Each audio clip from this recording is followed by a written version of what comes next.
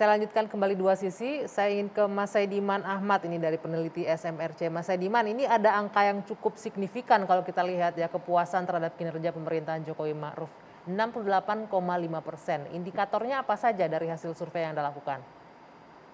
Ya, memang kita menemukan bahwa kepuasan terhadap kinerja Presiden Jokowi secara umum pada saat ini, kita survei pada pertengahan September 2021 itu mencapai 68,5%. Kalau kita bandingkan dengan beberapa tahun belakangan, itu nampaknya kepuasan publik pada kinerja Presiden Jokowi ini secara umum relatif stabil ya. Pada April 2019 itu memang 71,4%. Tetapi di antara periode waktu ini kepuasan pada presiden juga pernah sampai 77%. Jadi kita menemukan bahwa efek COVID-19 kemudian ekonomi nampaknya tidak cukup berpengaruh ya. Kita menemukan bahwa tingkat kepuasan publik atau tingkat persepsi publik mengenai ekonomi sampai sekarang ini, walaupun ada perbaikan dari 6 bulan terakhir, tetapi secara umum masih buruk.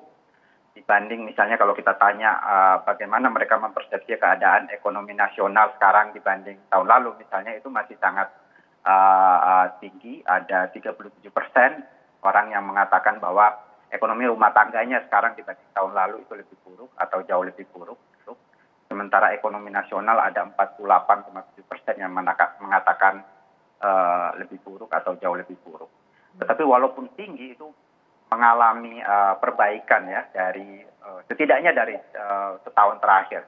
Pada Oktober 2020 itu ada 60%, 60,3% yang menyatakan keadaan ekonomi saat itu dibanding dengan tahun sebelumnya itu lebih buruk atau jauh lebih buruk. Jadi ada perbaikan tetapi masih sangat tinggi.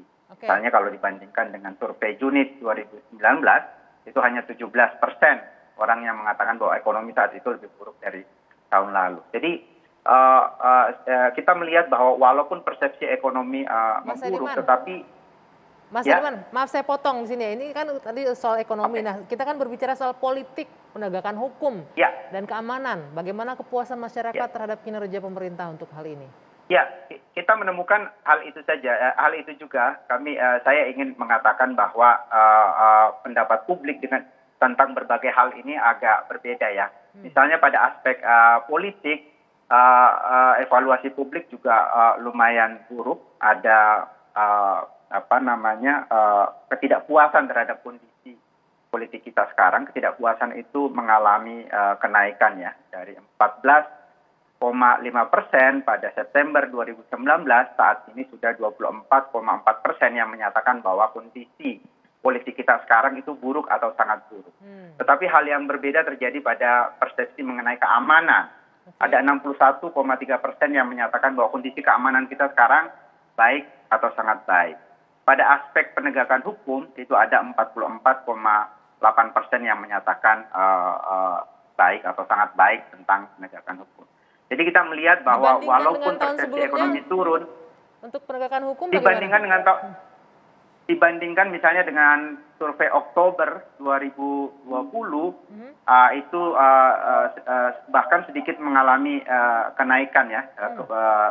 Mereka yang mempersepsi bahwa keadaan penegakan hukum kita sekarang lebih baik atau sangat baik. Okay. Kalau untuk kondisi keamanan juga sedikit mengalami kenaikan. Yang agak turun memang persepsi mengenai politik.